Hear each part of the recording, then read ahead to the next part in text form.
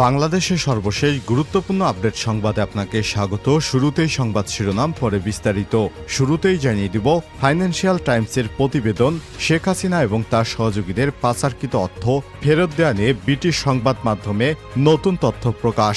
ছাত্র জনতার উত্তাল আন্দোলনের মুখে ক্ষমতাচ্যুত প্রধানমন্ত্রী শেখ হাসিনা এবং তার নেতৃত্বাধীন আওয়ামী লীগ সরকারের কর্তব্যরত ব্যক্তিদের পাচারকৃত সম্পদের বিবরণ জানাতে যুক্তরাজ্যকে অনুরোধ করেছে বাংলাদেশের অন্তর্বর্তীকালীন সরকার। কেন্দ্রীয় ব্যাংকের নবনিযুক্ত গভর্নর আহসান এইচ মনসুর এমন অনুরোধ জানিয়েছেন। এ বিষয়ে তদন্ত শুরু করেছে যুক্তরাজ্যের সরকার। গুরুত্বপূর্ণ সংবাদ জানাবো, সঙ্গেই থাকুন।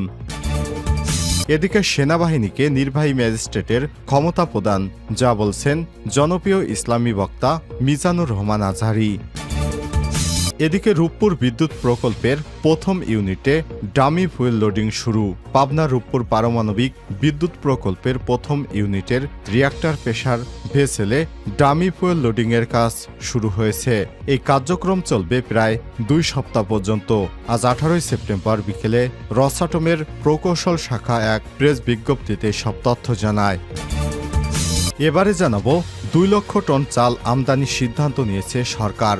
বাংলাদেশে হঠাৎ করে চালের দাম বৃদ্ধি পায় 2 লক্ষ টন চাল এবং 4 লক্ষ টন গম আমদানির নীতিগত অনুমোদন দিয়েছে অর্থনীতি বিষয়ক সংক্রান্ত উপদেষ্টা পরিষদ কমিটি।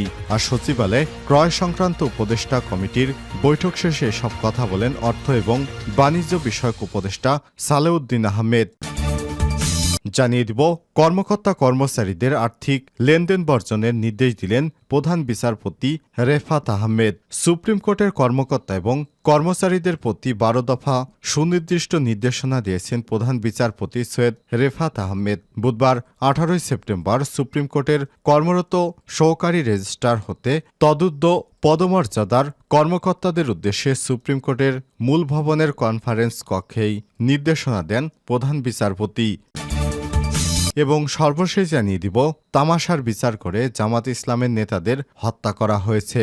জামাত ইসলামের সহকারী সেক্রেটারি মাওলানা রফিকুল ইসলাম খান বলেছেন, বিচারের নামে তামাশা করে শেখ হাসিনা, বাংলাদেশ জামাত ইসলামের আমির মতিউর রহমান নিজামী, আলী আহসান মুজাহিদ, মীর কাশেম আলী, কামরুজ্জামানকে হত্যা করা হয়েছে। জেলখানার মধ্যে তাদের হত্যা করা হয়েছে এবং সাইদিকেও। তারা ভেবেছিল জামাতকে শেষ করা যাবে, কিন্তু জামাত আসলে শেষ হয়নি, বরঞ্চ তারাই দেশ থেকে পালিয়ে গেল। প্রিয় দর্শক, এতক্ষণ শুনছিলেন সংবাদ শিরোনাম, এবারে বিস্তারিত। তবে তার আগে বন্ধুরা, অনুরোধ থাকবে এই সংবাদটিতে একটি লাইক দিন। এই চ্যানেলে আপনি নতুন হয়ে থাকলে আমাদের সংবাদটি দেখতে দেখতে চ্যানেলটি সাবস্ক্রাইব করে রাখুন। কমেন্ট করে আপনার মূল্যবান মতামত জানিয়ে দিন বন্ধুরা, আপনি বিশ্বের কোন দেশ থেকে বা বাংলাদেশের কোন স্থান থেকে আমাদের সংবাদটি দেখছেন এবং শুনছেন। এবারে বিস্তারিত। দ্য ফাইন্যান্সিয়াল টাইমসের প্রতিবেদন, শেখ হাসিনা এবং তার সহযোগীদের পাচারকৃত অর্থ, ব্রিটিশ সংবাদ মাধ্যমে নতুন তথ্য প্রকাশ। ছাত্র জনতার উত্তাল আন্দোলনের মুখে ক্ষমতাচ্যুত প্রধানমন্ত্রী শেখ হাসিনা এবং তার নেতৃত্বাধীন আওয়ামী লীগ সরকারের কর্তব্যরত ব্যক্তিদের পাচারকৃত সম্পদের বিবরণ জানাতে যুক্তরাজ্যকে অনুরোধ করেছে বাংলাদেশের অন্তর্বর্তীকালীন সরকারের প্রধান উপদেষ্টা। কেন্দ্রীয় ব্যাংকের নবনিযুক্ত গভর্নর আহসান এইচ মনসুর এ বিষয়টি জানিয়েছেন। শেখ হাসিনা শাসন আমলে দেশের ব্যাংকিং খাত থেকে কমপক্ষে 2 লক্ষ কোটি টাকা বা 1300 কোটি পাউন্ড বিদেশে পাচার করা হয়েছে। এই বিষয়ে তদন্ত শুরু করেছে অস্থায়ী সরকার। ব্রিটিশ সংবাদ মাধ্যম ফাইন্যান্সিয়াল টাইমসের প্রতিবেদনে এমন সব তথ্য উঠে এসেছে। সংবাদ মাধ্যমটিতে আহসান এইচ মনসুর বলেছেন, তিনি এই বিষয়ে যেসব দেশে সাহায্য চেয়েছেন তার মধ্যে রয়েছে যুক্তরাজ্য, এদের মধ্যে অন্যতম। তিনি জানান, বাংলাদেশি কর্তৃপক্ষ বিশ্বাস করে যে এসব সম্পদ জব্দ করা যাবে। তিনি আরো বলেন, যুক্তরাষ্ট্র, সিঙ্গাপুর ও সংযুক্ত আরব আমিরাতেও এ ধরনের সম্পদ পাচার হয়ে থাকতে পারে। গভর্নর বলেন, যুক্তরাজ্য সরকার এ বিষয়ে একান্ত সহযোগিতাপূর্ণ মনোভাব দেখিয়েছে। দেশটির হাইকমিশনার আমার অফিসে এসেছিলেন এবং তারা ব্যাপক প্রযুক্তিগত সহায়তার প্রস্তাব দিয়েছেন। তিনি আরো বলেন, শেখ হাসিনা সরকারের সাবেক ভূমিমন্ত্রীর মালিকানাধীন 150 মিলিয়ন পাউন্ডের সম্পত্তির অর্থের তহবিল উৎস শনাক্ত করতে চায় অন্তর্বর্তীকালীন সরকার। আহসান এইচ মনসুর আরো বলেন, এই সম্পদ যেন পুনরুদ্ধার করা যেতে পারে তার জন্য আমরা যুক্তরাজ্য সরকারের কাছে সহায়তা চাইব। ব্রিটিশ সরকারি কর্মকর্তারাও বাংলাদেশ বাংলাদেশ সরকারের সাহায্য চাওয়ার বিষয়টি নিশ্চিত করেছেন, তবে এ বিষয়টি তারা বিস্তারিত কোনো মন্তব্য করতে চাননি। বাংলাদেশের নাগরিক সমাজের পাশাপাশি বিভিন্ন গোষ্ঠী দীর্ঘদিন ধরে শেখ হাসিনা এবং তার সরকারের কর্তব্যরত ব্যক্তিদের বিরুদ্ধে দুর্নীতির অভিযোগ এনেছে। যদিও বাংলাদেশের কঠোর মুদ্রা নিয়ন্ত্রণ নীতি রয়েছে, যার অধীনে নাগরিকরা প্রতি বছর মাত্র কয়েক হাজার ডলার বিদেশে নিয়ে যাওয়ার সুযোগ পান। এ বিষয়ে গভর্নর বলেন, প্রধানমন্ত্রীর অজান্তে এত বিপুল আকারে চুরি সংগঠিত হতে পারে না, তবে এ বিষয়ে তদন্ত এখনও বেশ প্রাথমিক পর্যায়ে রয়েছে। সেনাবাহিনীকে নির্বাহী ম্যাজিস্ট্রেটের ক্ষমতা প্রদান, যা বলছেন মিজানুর রহমান আজহারি। আগামী 2 মাসের জন্য নির্বাহী ম্যাজিস্ট্রেটের ক্ষমতা পেয়েছে বাংলাদেশ সেনাবাহিনীর কমিশনপ্রাপ্ত কর্মকর্তারা। মঙ্গলবার 17 সেপ্টেম্বর রাষ্ট্রপতির আদেশক্রমে জনপ্রশাসন মন্ত্রণালয়ের সিনিয়র সহকারী সচিব জেটি স্বাক্ষরকৃত এক প্রজ্ঞাপনে সব তথ্য জানানো হয়েছে। প্রজ্ঞাপনে জারির তারিখ থেকে পরবর্তী 60 দিনের জন্য সেনা কর্মকর্তারাই ক্ষমতা পাচ্ছেন। বাংলাদেশ সেনাবাহিনী নির্বাহী ম্যাজিস্ট্রেটের ক্ষমতা প্রদানের বিষয়টিকে স্বাগত জানিয়েছেন মাওলানা মিজানুর রহমান আজহারি। নিজের ভেরিফাইড ফেসবুক পেজে তিনি লিখেছেন, সেনাবাহিনীর কমিশন অফিসারদের ম্যাজিস্ট্রেটি ক্ষমতা প্রদানকে স্বাগত জানাই। যে কোনো মূল্যে দেশে শান্তি এবং জননিরাপত্তা নিশ্চিত করা চাই। আইনশৃঙ্খলা বিঘ্নকারী অপরাধীদের দ্রুত বিচারের আওতায় আনা উচিত। রূপপুরে বিদ্যুৎ প্রকল্পের প্রথম ইউনিটে ডামি ফুয়েল লোডিং শুরু। পাবনা রূপপুর পারমাণবিক বিদ্যুৎ প্রকল্পের প্রথম ইউনিটের রিঅ্যাক্টর প্রেসার ভেসেলে ডামি ফুয়েল লোডিংয়ের কাজ শুরু হয়েছে। গতকাল মঙ্গলবার 17 সেপ্টেম্বর শুরু হওয়া এই কার্যক্রম চলবে প্রায় 2 সপ্তাহ। বুধবার 18 সেপ্টেম্বর বিকেলে রসাটমের প্রকৌশল শাখা এক বিজ্ঞপ্তিতে সব তথ্য জানায়। বিজ্ঞপ্তিতে জানানো হয়েছে 163টি ডামি ফুয়েল অ্যাসেম্বলি এবং 115টি control and protection system border rod load করা হবে। ডামি ফুয়েলের সাহায্যে রিঅ্যাক্টরের সকল প্যারামিটার যাচাই নিশ্চিত করা হবে, পরে প্রকৃত ফুয়েলে লোড করা হবে।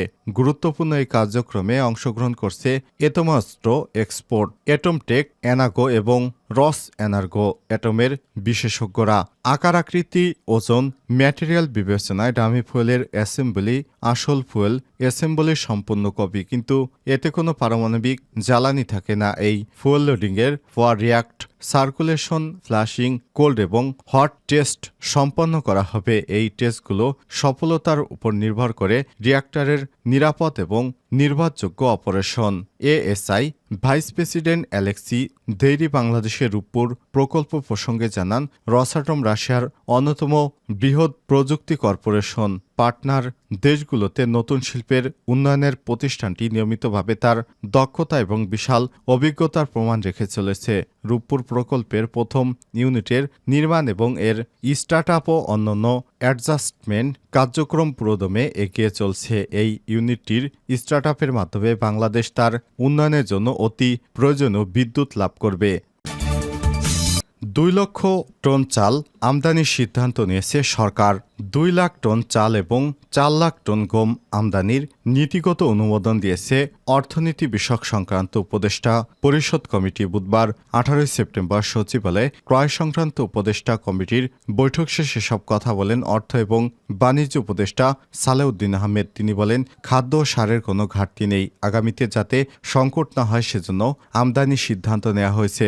অর্থনৈতিক বিষয়ক সংক্রান্ত উপদেষ্টা কমিটির যে চাল এবং গম আমদানির নীতিগত অনুমোদন দিয়েছে সেখানে নির্দিষ্ট কোনো দাম উল্লেখ করা হয়েছে কিনা জানতে চাইলে সালেউদ্দিন আহমেদ বলেন, অবশ্যই মূল্য আছে, মূল্য না থাকলে কিভাবে হবে, তবে প্রত্যাশিত চাহিদা দিলে তারা G2G বা সরকারের সঙ্গে সরকারের আলোচনা সাপেক্ষে মূল্য নির্ধারণ করতে পারবেন।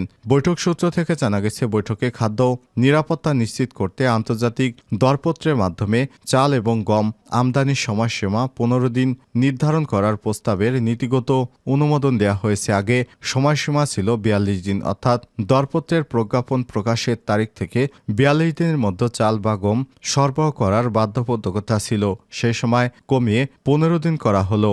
2024-25 অর্থ বছরে আন্তর্জাতিক উৎস থেকে 3.5 লাখ টন এবং অভ্যন্তরীণ উৎস থেকে 19.23 লাখ টন চাল সংগ্রহের লক্ষ্যমাত্রা নির্ধারণ করা হয়েছে। এছাড়াও আন্তর্জাতিক উৎস থেকে 7 লক্ষ টন এবং অভ্যন্তরীণ উৎস থেকে 10,000 টন গম সংগ্রহের লক্ষ্যমাত্রা নির্ধারণ করা হয়েছে।